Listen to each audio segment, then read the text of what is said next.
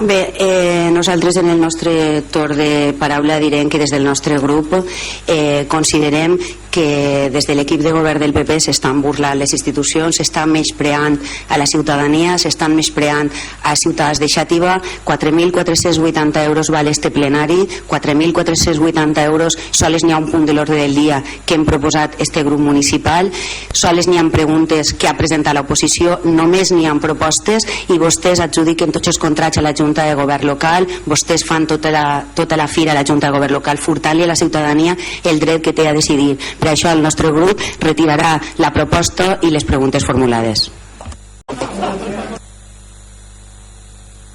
Aguanta.